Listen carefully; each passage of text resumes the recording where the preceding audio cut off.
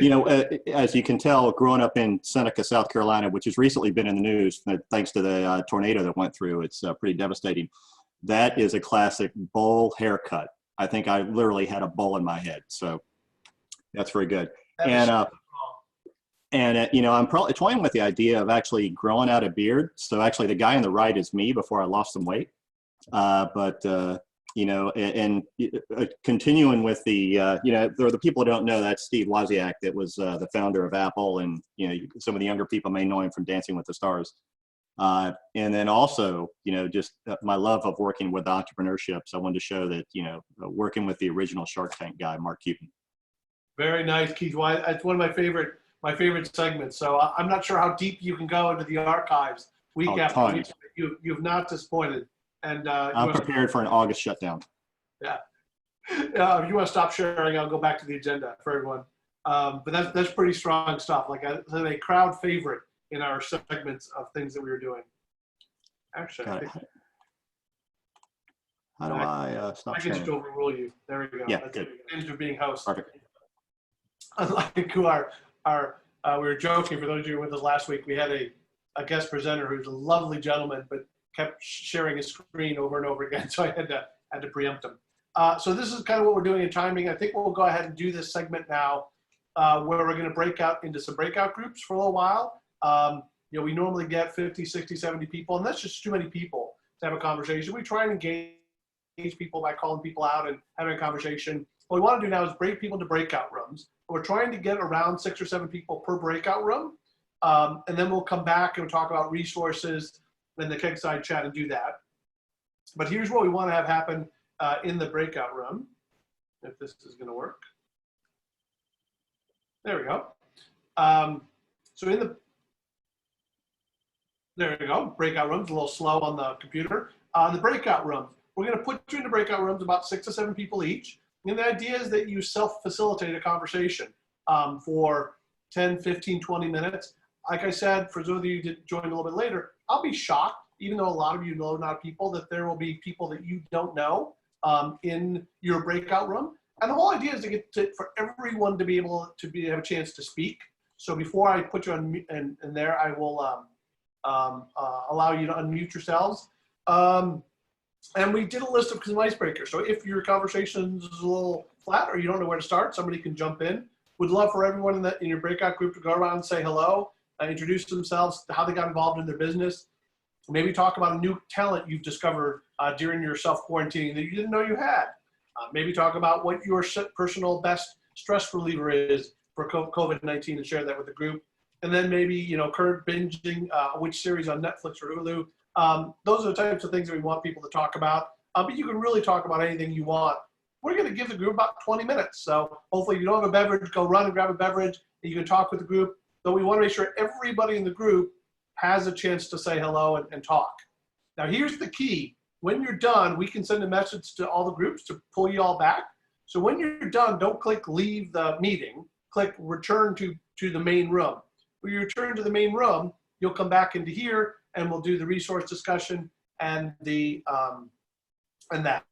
If anyone has any questions, I don't see any questions in the chat, so I think everyone understands what we're going to do. Let me see if I can do this really quickly. If I go mute all. All right, so I've done it so you now are muted, but you should be able to unmute yourselves, I think. And I'm going to try and do, yeah, I think that worked. And I'm going to stop sharing. Or actually, no, I can do this from here without having to do that. And I can try and do the breakout rooms. And Keith, if there's any questions, let Keith or Mike know, and they will see if they can answer those for you. Let me stop sharing here for a moment. I think I have to stop sharing in order to do the breakout rooms. There we go.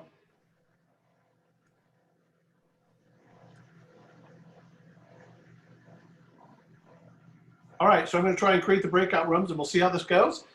Enjoy your conversations. Make sure you give everyone a chance to talk, and we'll bring you back here in just a few minutes. Well, thank you for joining us.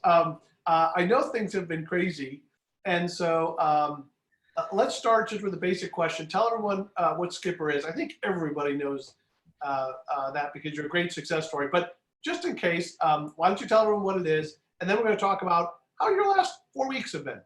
Sure. So my name is Meggie Williams. I am the CEO and founder of Skipper. We used to be the Waggle Company. We started as a dog walking company back in 2016. And my husband and I started it together.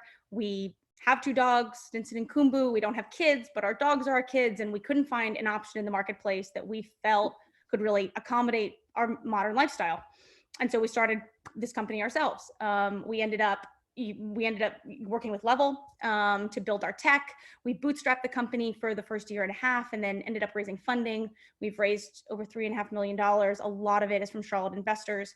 And we, over that course of time, really decided and differentiated ourselves by the quality that we were putting out there. And we do that in a couple ways. We W-2 employ our dog walkers. So we don't hire them as contractors. We invest in them. We built our own technology so we could really support that experience for our clients. And throughout that process, we learned a lot about who our pet parents were, what they needed. And over the course of the last 3 years, we have started to expand our offerings to focus on facilities. And so last year, we announced the first ever partnership with an apartment community where we are building and operating an on-site daycare and boarding facility at Village of Commonwealth, which is in Plaza Midwood.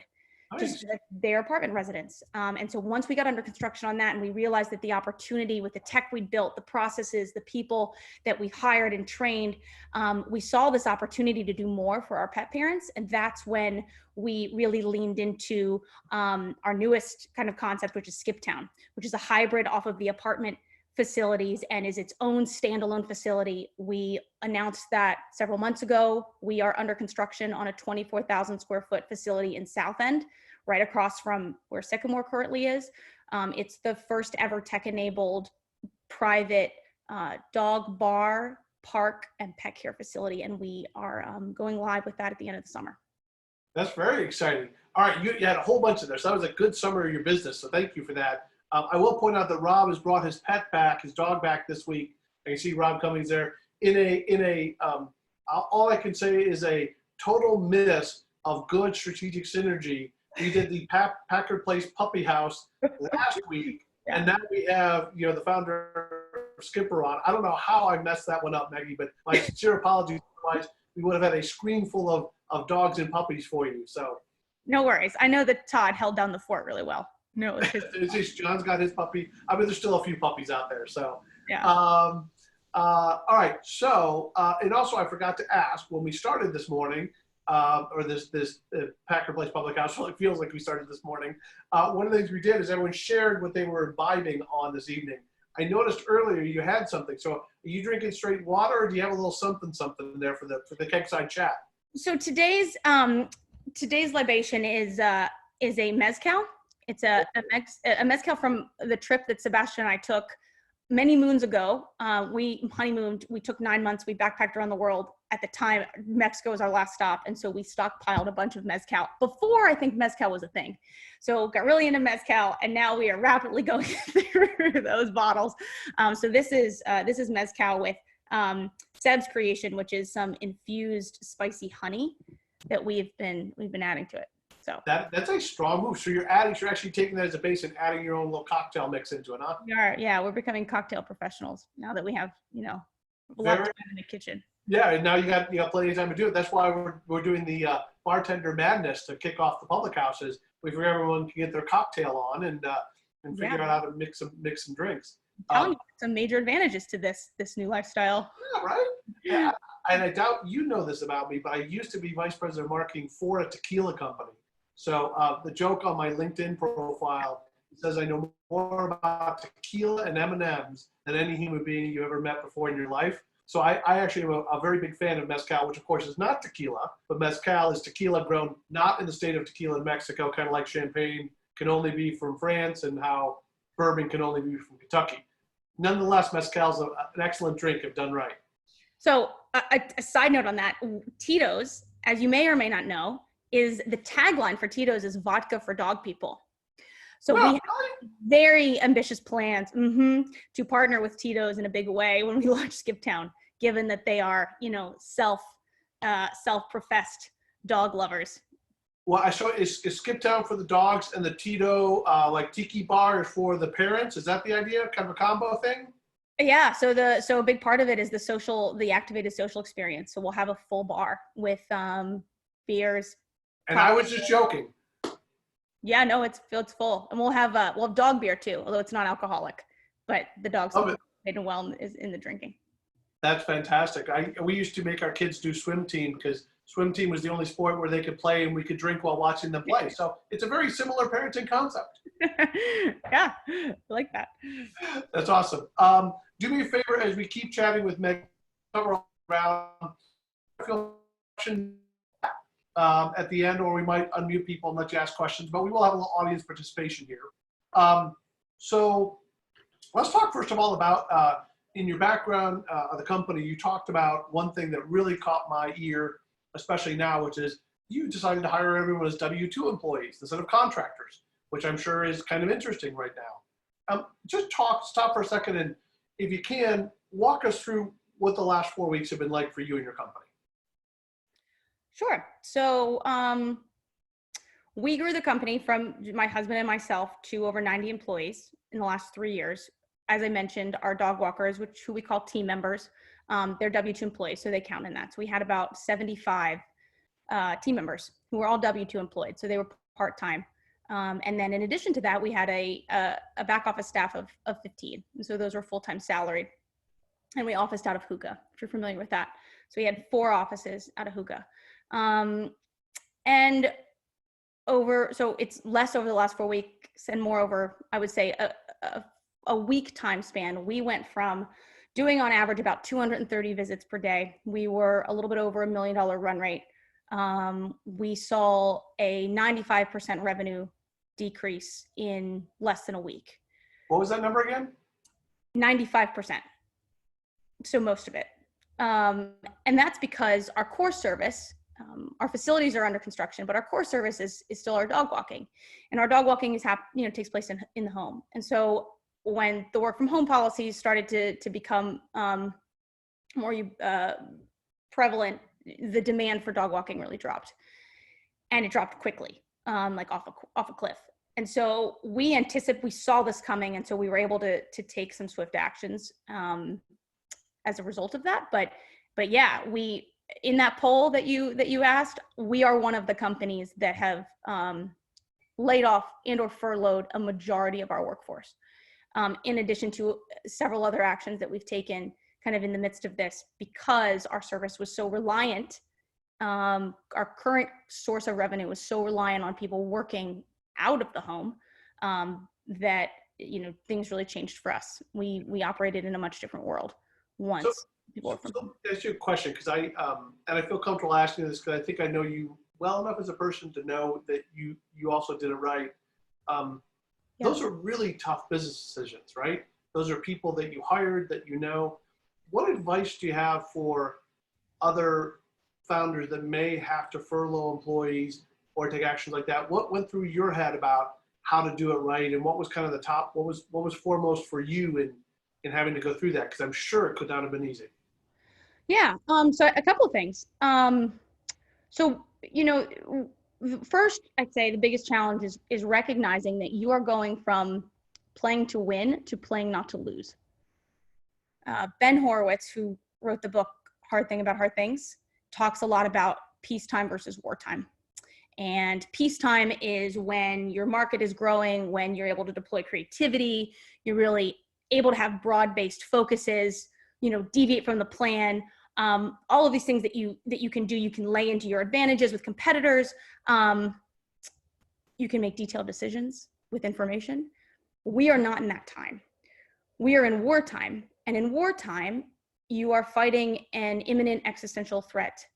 Wartime CEOs, wartime companies, they operate in a different world. And in our case, and in many companies' cases, that world flipped in a matter of days. And in this new world, there is a singular mission. You must hit the target. It is all about survival, and nothing interferes with the prime directive. There's a really good book called Only the Paranoid Survive, and it's by someone named Andy Grove, and he was a wartime CEO, kind of made his name and reputation off of that. It's a really good book to kind of reference that kind of really talks about this. But ultimately, being able to, one, recognize that we are in an external crisis, to recognize that, and to recognize that there is a different leadership and management style that has to be deployed in this kind of scenario. And the way that we're getting there is by cutting costs, by honing in on the critical path work, and disregarding everything else. Yeah. You mentioned you raised some money too. How are you dealing with your investors at this point in time? Are you calling them individually? Are you sending weekly bulletins? How are you doing investor management? Yeah, good question. So so I was in San Diego for a conference right before, I wouldn't say right before it hit, when the NBA was canceled. And it was a 3-day conference. I had been there for 1 day, and I was actively participating in the conference, also on my computer, seeing all this stuff happen. And I had this sinking pit in my stomach, and I was like, this is serious. I have to go home. So I booked a red-eye flight home that night. I got in at 5 a.m. I rushed to the office. Sorry? What day in March was this? This was, so whenever the NBA was canceled, it was a Thursday. I took the red eye home on that Thursday. So it would have been the 12th? Yeah, March 12th. Okay. Okay. So took the red eye home, didn't sleep, got in at 5 a.m., drove to the office, texted the leadership team, said, everybody's got to come in. We have to talk. There's a new world about to happen. We need to figure out what we're going to do. And that was when we started to say, okay, what are the actions we're going to take? We're going to figure this out. This was separate from my mindset, which I can talk about later, and the stages of grief that I think people go through. But ultimately, it was action time. At that same time, I called an emergency board meeting. I've got great board members. One of them is here. And immediately got everybody together. I had worked with my senior finance manager to come up with a plan. We looked at different scenarios. We said, if this happens, then this. And it became a lot about that. What are the indicators? And then if those things play out, what are we going to do? So we had different scenarios lined out. I shared them with the board. We talked about them, got buy-in. And we that was the biggest, I think that was the biggest kind of plan of action that we took. And then from then, I always do monthly updates. So with all of our investors, board members, mentors, I have this monthly update that I do. And so I sent that out to everybody, and just to keep them in the loop. And so it's been constant communication. I also do one-on-ones with each board member every 2 weeks. And that gives me an opportunity to kind of explain what's on my mind and get feedback on an individual basis. And so, yeah, it's been, a lot of real-time action to kind of pivot and just figure out what do we need to do right now to get to where we're going to go. And that's kind of what I say all the time. Well, thank you for sharing that. I don't want to dwell too long on the current state, although it's obviously in the front of everyone's mind. But how you tackle today's issues. Let's talk about the future of the company. I think this is a phase we will get past, as painful as it is. Where do you see the future of the company? What's changed, if anything, in the future of the company, and what are the plans? So we, over the last 3 years, I've kind of realized that our opportunity is in the facilities that we are constructing. We have taken kind of the learnings from the pet parents, what they're looking for, and amplifying the technology, the people, the processes that we've built to support both the pet care industry and also the social experience that you want to have with your pet. And so we're doing that with the Commonwealth facility, and then with Skip Town, which is under construction and is still on track for launching in later this summer. And so that's really what we've honed in on, right? Critical path work is what are the tech, the processes, the training that needs to happen while we've been sidelined, while we've pretty much exited what our core business was, which was dog walking. We are now really focusing on what the new world is going to look like, getting Skip Town ready, focusing on what the most important things are. And then at the same time, understanding what our short-term costs are, how we can cut those down, and how we can be conservative in our approach, knowing that there's just a lot of uncertainty about how this is going to unfold. Yeah, absolutely. So one of my favorite questions to ask founders during the Keg-side chat, favorite piece of advice that you hear given to entrepreneurs all the time that you really disagree with? What's your contrarian viewpoint to a piece of advice you hear offered up all the time? Do you have one of those? Well, I think that it's all going to be okay. But here's why. I think that you have to make it all okay. I think that there is an attitude around, an attitude, your attitude is an important factor in it's all going to be okay. There are like distinct stages of grief that you all go through in like a traumatic situation.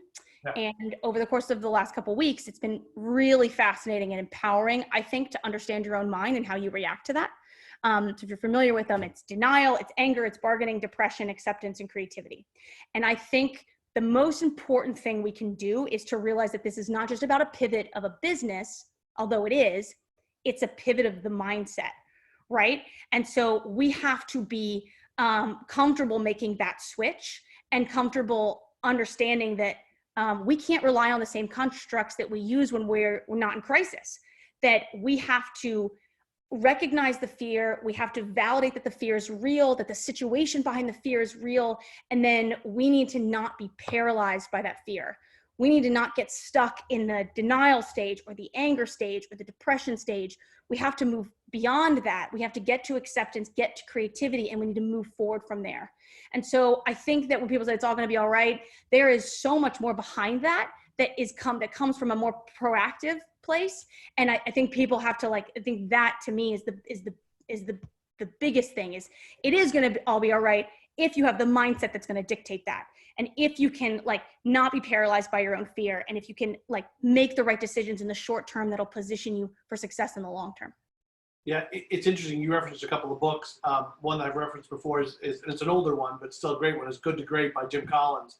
They talked about that level 5 leadership concept, which is in different words, almost what you just described, right? And he talks about the seemingly contradictory traits of really fantastic leaders is one, they understand the facts as they are, not as they wish them to be, not Pollyanna, but a real grasp on the facts of they are, which I think you just advocated for in today's environment.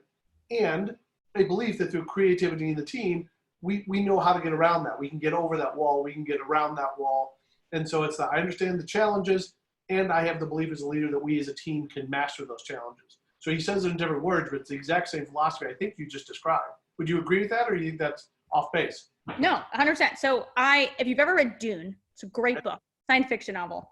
Actually, they're gonna make a movie about it, which I'm excited about. So I actually have this on my computer. It is this quote that you can read it, but then you got to hold it up too. Okay, so I'll read it and I'll hold it up. So the quote is, I got to read it. The quote is, "We faced it and did not resist. The storm passed through us and around us. It's gone, but we remain." And I have that because, exactly to your point, there are walls, we climb over walls. This is why we're here. This is why we run startups. This is what we got in here to do. We recognize that we are not going to be an enemy of change. We are not going to be scared of risk. These are all things that we took on when we took on these ventures, and we are going to be prepared for them, and we're going to figure out how to get out of this.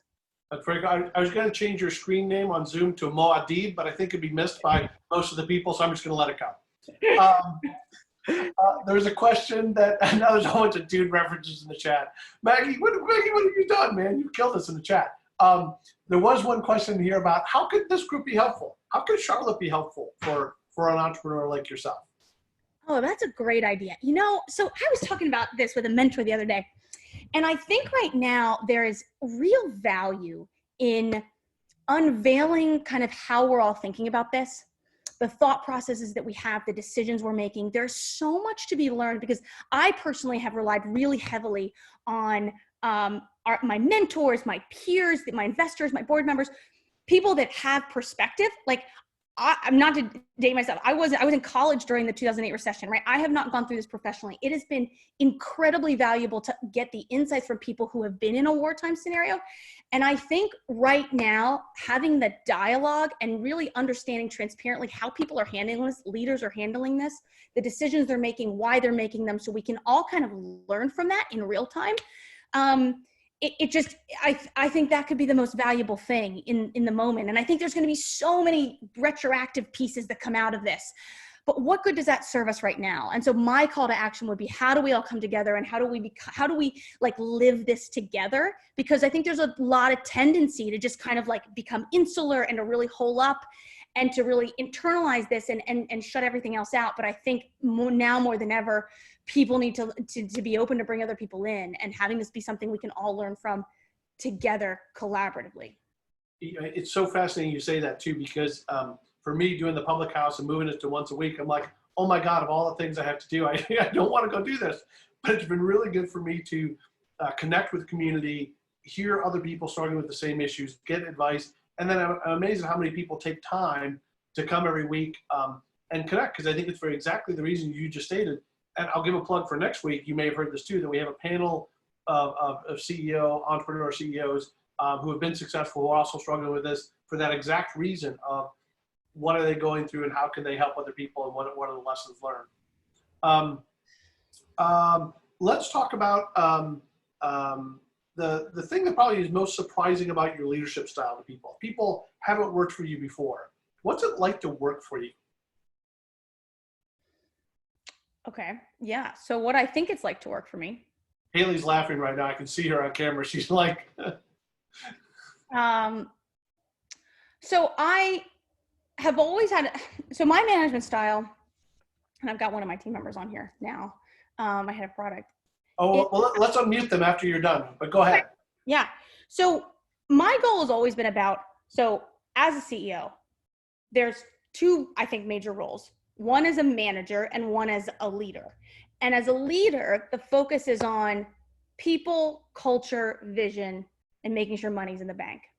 One of the most important things, and I feel this personally, but I also feel this professionally, is the people, right? The people dictate the culture, and I drive both.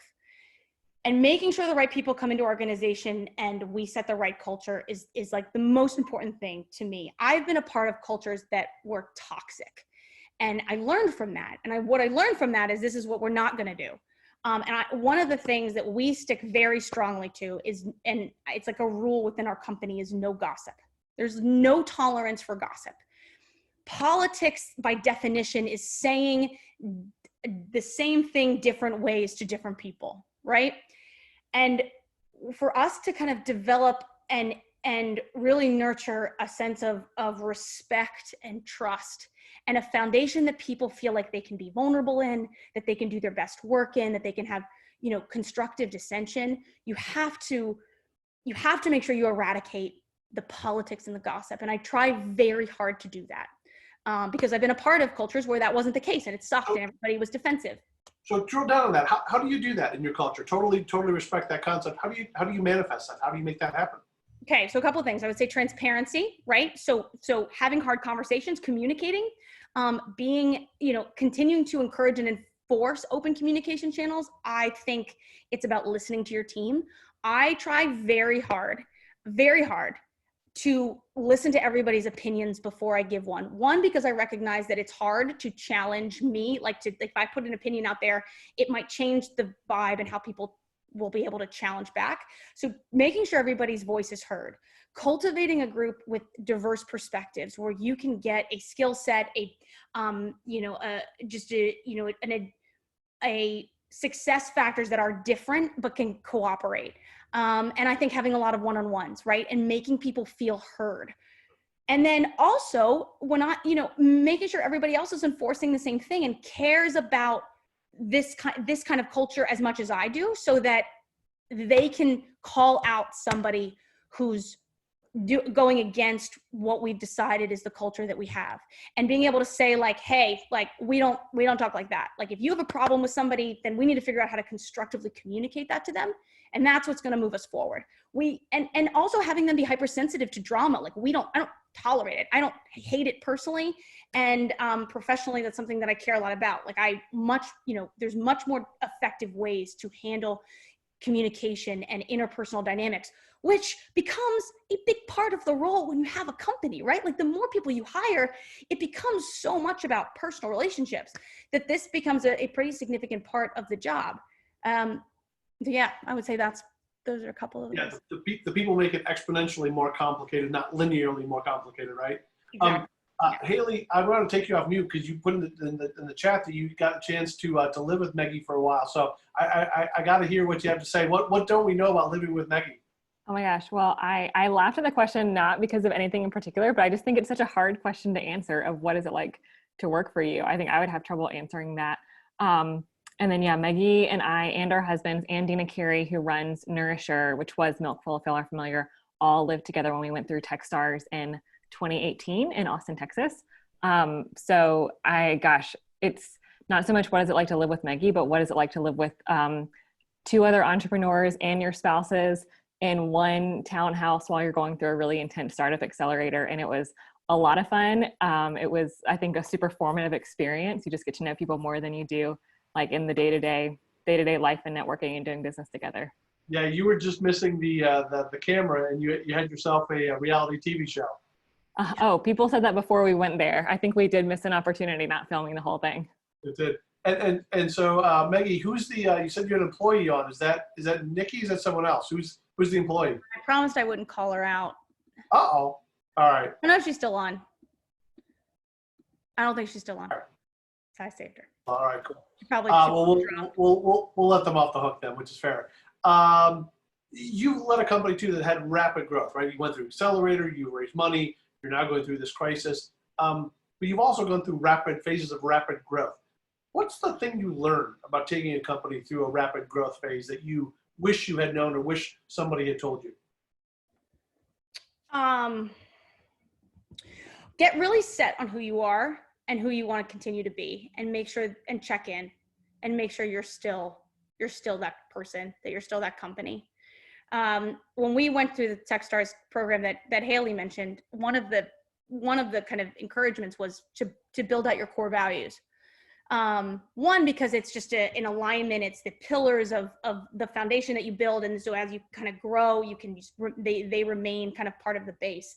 And unless you define them, unless you talk about them, unless you continue to kind of revive them within your regular interactions with your team, like they get lost. And so we spend a lot of time coming up with our core values. And I have not, going through this the last couple of weeks, we have really taken a lot of time to look back at them and to rely on them and to remember we decided this is who we were in peacetime.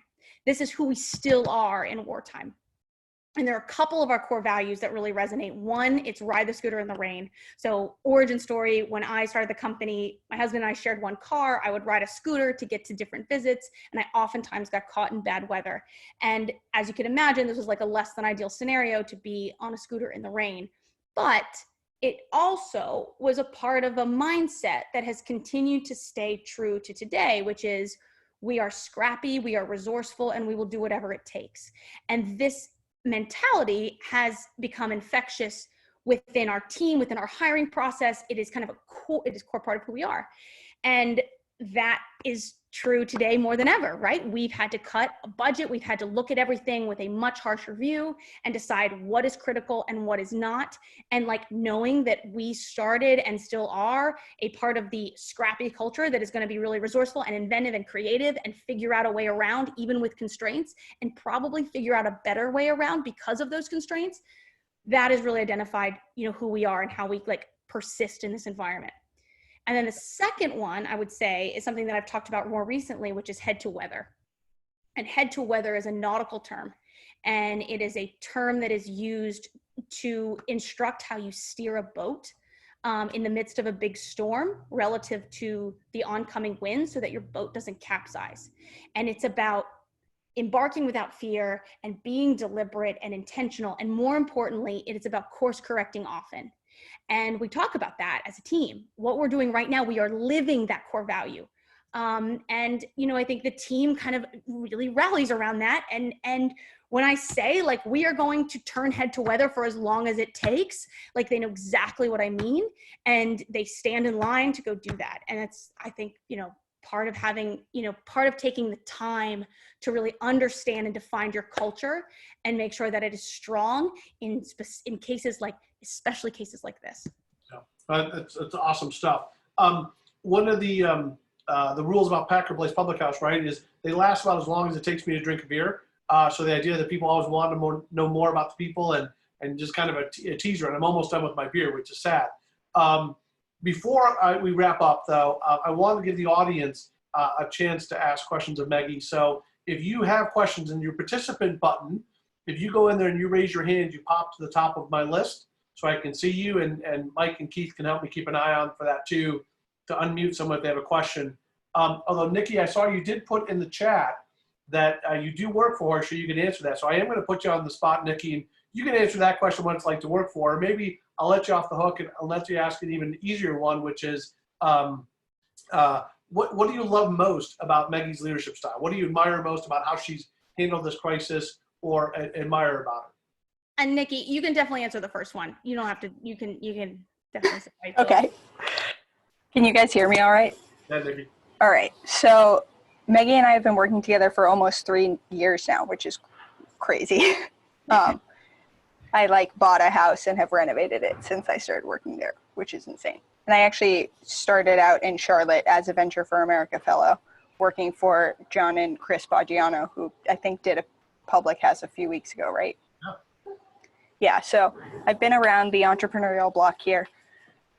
Working at Skipper and for Meggie has been an amazing experience. And the reason I know that is because I still live in Charlotte. I was planning on going back to Boston and she convinced me otherwise. But my role has gone through a lot of evolutions, and Meggie's been incredibly patient with nurturing my strengths and sort of helping me work on my weaknesses. I started out managing somebody and I objectively failed. Objectively failed to manage them. And now I have a direct report and it's going much better. I've grown while working at the company. I went from being a marketing manager to head of product over the past 3 years. So it's been an amazing journey. I feel like we've weathered this crisis incredibly well. We've made some changes in the way our team works, but I feel like our team is as close as ever. Our construction's moving forward. We're still making decisions. There's almost a slight blessing in disguise here where we're able to focus on things that our attention would be divided with the dog walking. And now we're able to focus on a singular vision. That it's been almost a blessing in disguise, although I wish everything was still in the current state. But it's been an amazing experience and we're going to keep crushing it. And I feel really confident, both from Meggie's leadership and how she's let the leadership team into the decision-making process. I feel really confident in our future as a company. And I know we're going to come out of this. Well, thank you for that, Nikki. I didn't totally mean to put you on the spot, but it's fun. And I know you well enough. I can kind of do that. So thank you for sharing. I do think it's interesting. If anyone has any questions, again, pop them up. Oh, here's one that's in the chat from Thad. Curious about the bootstrapping phase and self-doubt. Now, what did you tell yourself? How did you stay headstrong? Thinking of this saying on the Packard Place wall to the effect that everyone else thinks you're nuts. So we have, you probably seen on the Packard Place wall, right? That most normal people not on this Zoom, think we are all complete whack jobs. Anyway, so how did you handle the bootstrapping phase and the self-doubt? Okay, so there's two different things. So there was a bootstrapping phase, but there wasn't self-doubt. And here's why, because we validated a need. I was so excited to get into an industry that people kind of scoffed at, like pet care. There's a blue collar kind of vibe to it, and people just have a stigma around dog walk. And I freaking loved it. I was the first dog walker. I was the dog walker for 6 months, one of the only ones. And it was so, for me, I loved the naysayers because that's how innovation works, right? If everybody realized it, then the problem would have been solved. The fact that people didn't realize it was how I knew that there was something more to be done. And so bootstrapping was something we had to figure out. And my dear husband, who did this with me, and I could talk forever about, that. And we put all of our personal savings into the tech that we were like, let's build tech because we felt like we needed it. And we did. And we had Level come in, and Level was just such an incredible asset to us and still is such a valuable partner. John Espy, who's the former CEO, is an investor. But that team, everything that we did, where we put everything on the line because we believed in something, there was no self-doubt about that. There was this might not work out, whether or not, we could capitalize on the opportunity, really supply that need, that was different. But we very much believed in the opportunity and us, and somebody needed to do it, and we stepped up to do it.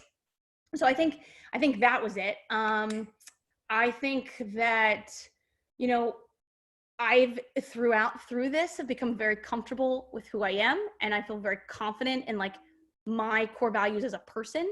And so as part of this whole journey, and even in the last 4 weeks, it's like it doesn't matter to me. Like I have become a lot less reliant, if reliant at all, on people's judgments, right? Because I know who I am, and I know the reasons I do things, and that's what kind of keeps me going. And for the people that matter, keeping them on board and doing right by them and by myself is kind of like what the goal is. But there really isn't self-doubt. There isn't self-doubt, you know, and Sebastian, and I feel like it matters having a partner who also, you know, can support that, because there is a lot of decisions and risks to be made. And, you know, we've made sacrifices personally because we believe in this, and this is our time to figure this out. So yeah. Yeah, no, that's awesome. Let's see if we have any other questions. He said, thanks. Good answer. We're going to wrap here in just a second. A little. I have a question. Oh, a question? I have a question. Go for Maybe the most important question: how are the chickens doing? Only Ludeman. So to bring context to that question, my husband and I, we have backyard chickens. Took a skill pop class last year to learn how to do that. And I will say that I brought the concept to the house to Sebastian to be like, I want to have chickens. And there was an immediate, that is not a good idea. But being the ever persistent person that I am, was listing off all the great things about having chickens. Not to mention that my name is Meggie, and Meggie's eggies seemed too prime of an opportunity to let go to waste. And that was one of the arguments, but all the other ones was we'll have eggs, we can build a community around it, we can give away the eggs, we can, you know, just all the things you can do. And so we got these chickens, and now Sebastian calls them his ladies and is very much into the chicken keeping, built a coop from scratch. And so we have 8 of them, and they are all, I actually texted him today because we got 8 eggs. So each chicken laid an egg, and I texted him, I said, we're firing on all cylinders today. And they're all different colors. They're blue eggs, they're brown eggs or dark brown eggs. As a fun caveat, we did name 2 of our chickens after Haley and Steve. So we do have a Haley chicken and a Steve chicken. So yeah, Did Steve lay an egg too? Did I want to know? Say what? Did the Steve chicken also lay an egg? Oh yes, they're all ladies. They're all ladies. Yeah. Well, that's awesome. And just so you know, guy chickens don't lay eggs. That's why I was trying to keep this family time on the Packard Place Public House. But yeah, we won't. Well, that'll be next week's educational session. And Haley, by the way, nice. We got a couple nice shout outs on the chat too for Skill Pop. If you don't know, Haley's the founder of Skill Pop, and you should absolutely go check it out because she's done a marvelous job of pivoting her company to take advantage or to adjust to this situation. So shout out for you all to do that too.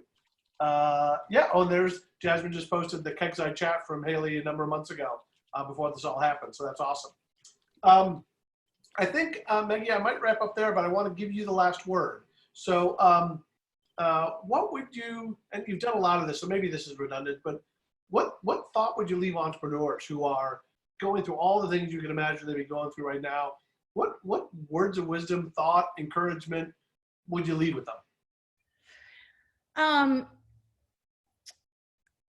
I would say that we're going to get through this, and this is a time to figure out who you are and use that as an advantage to like make these hard decisions and learn from them. I would say, you know, I'm trying really hard to not stay so much in my own head that I forget to look up and like actively care about the people around me and understand what they're going through. I think this is a really good time to come together with the people that mean a lot in your life, family and friends and peers. And I think we could all use a little bit of humanizing and kind of emotional love through this, because we're all fighting different battles. And, you know, I think it's like, it's, you know, you just don't know what's going on in somebody else's head, right? Everybody kind of is going through different, they're all grieving different things. And I think if we can really understand that and accept that, and, you know, think about like everybody doing well is for everybody's benefit, we're going to get through this, and we're going to learn about who we are, and we're going to come out of this stronger, and hopefully we're going to have really cool takeaways. Like everybody knows how to Zoom now, which is cool, right? Like, and I think we just got to figure, you know, just got to stay safe and keep going forward. So onward and upward. those are really good thoughts to end on. So I know everyone can't take this on, so I'll move, but we'll give you the virtual Zoom round of applause for thank you for again, you got other things going on, as does everyone, but I'm floored that our community takes time to come together at least once a week here in this forum. So thank you really for doing this. I appreciate it greatly. And I think everyone else does too. Thanks for letting me be here. Yeah, absolutely. Well, good. Also, Haley got a chance to post in the chat there. She did a video on her pivot and all that. So the story I was alluding to is there. So you can go check that out as well. And then I want to go back and share my screen for just a second because Meggie gave me a great lead in for this.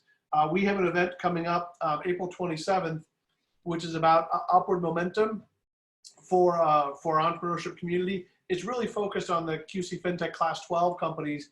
One of the pivots we had to make is on that same day, Meggie, that I think you made the decision flying back from San Diego. I made the decision that we were all going to go virtual and move our Class 12 of our accelerator virtual. And you know what an accelerator is like and how hard it would be to do that virtually. But the team, the QC FinTech team, has done a great job of that. This is kind of a midpoint check-in where we're going to have the companies pitch and talk about how they've adjusted to that, this situation. And there's a couple companies that have done really interesting pivots, leaning into this for business opportunities. But then also, what are their additional mentor needs? What else do they need from our community in terms of connections to help make Class 12 successful to them, given that it's virtual? So it is a invite-only event. If you want an invite, just ping me directly, and I'll send you the password. We're asking people not to post the password out just because we don't want eons and eons of people. But if anyone on this wants to come and thinks they add value, particularly in this component, there's a section of this called the Alpha Labs program, where we have some direct-to-consumer businesses that have consumer-facing apps in FinTech that need consumer feedback. And so all of you qualify for that, to be able to give feedback to them, help them go through what's working, what's not working in their user interface, and just ease of flow that we think could be a really valuable way for everyone in the community to give back. So if you're interested in being an alpha user for one of the QC FinTech companies, again, just ping me. You can reach me on LinkedIn. Everyone knows how to do that. And we'll get you the invite for this. And we'd love to see you there. Also, these are the upcoming events. Next week's Public House, as I mentioned, we do have that with us as well. So that'll be next week. And then the week of the 29th, we are going to have the founders for Charlotte's Creative that also do creative mornings and also do the QC quiz show. So on the 29th, we're going to have the QC quiz show live on Public House, and then a chat with the founders of Charlotte is Creative. And then if you want to find some past Public House speakers, there's a whole bunch of people. Look, there's another photo of Haley. There's a Rob Cummings photo. There's a Keith Ludeman. Oh, we don't have Keith Ludeman's photo in there. We have to add that. There are the Baggiano brothers. Lots of good stuff. If you already binged watch your Netflix, here is a great opportunity to be able to do some of that. And the last thing that I would ask before y'all take off, I just launched a poll, kind of on an exit poll. We forgot to do this last week, so shame on me, the host and moderator. But what you thought of tonight's event? What'd you like? What'd you not like? Would you recommend it to friends? We're trying to get a feel for how this works, how to make it more valuable for you. And we'd love for all of you to just kind of quickly fill out that poll for us so that we can get a pulse check of how we're doing and what that experience is like for everyone. And I think, yeah, will not allow me to advance the slides while the poll's up, so that's okay. So we'll give everyone a chance. It looks like about 30% of you, 40% of you have done it. So take a second to do that as well. We'd appreciate that feedback. And we're at about 6:25 here, so we're gonna wrap up in just a minute. But again, we're doing this every week. We started at 4:30 with kind of light content, more social interaction, move to some heavier stuff in terms of resources, and then do our Keg-side chat around 5:30, 5:40 in these sessions every week. Again, next week is that panel of CEOs. And Keith, can you remind us who's on the panel next week? You said it in the beginning of the call, but I think some of the folks weren't here. Would you mind recapping that again, Keith? Yeah, sure thing. It's going to be Derek Wang with Stratified. It's going to be John Stewart, formerly of Map Anything Salesforce, and Chris Hart from Level. Awesome. Well, very cool. And then Keith helped put that together. I'm just thrilled to have everyone there talking about that. And then the And Dan, real quick, Dean just posted in the chat link to the Carolina FinTech Hub's event tomorrow at 8 a.m. for Pay Charlotte. And so before you guys log off, if you want to copy and paste that link. Thanks for posting that, Dean. Yeah, that's fantastic. Thank you for pointing that out, Mike. And that's tomorrow at 8 a.m. Although, Dean, I still have not convinced our Pay CLT board that now that everyone's virtual, we really don't need our meetings, community meetings, to start at 8 a.m. anymore. 9 a.m. would be a perfectly acceptable start time. But for tomorrow, it is an 8 a.m. start time. And I think when you're I think you can also save at the bottom if you chat, if you want to. I think you can actually press save on the chat. I think we enabled that functionality so that you could copy that link down. I'm going to end that poll. All right, and so I think that's my last slide on this one. Yeah, so that's the end. So we've spent another good chunk of time here at the public house. Really appreciate you all coming. Look forward to seeing you all next week. Hopefully everyone stays safe, continue sharing resources, continue to think about how you can help others dealing with those stages that Meggie talked about, right? That part of taking back control and figuring out how we can help other people is part of how we gain control in our own lives and pay it forward. So really appreciate you all being here. Keith and Mike, thanks for being our co-hosts this evening. Jasmine, thanks for help producing behind the scenes. And we'll see you all next week. Thanks.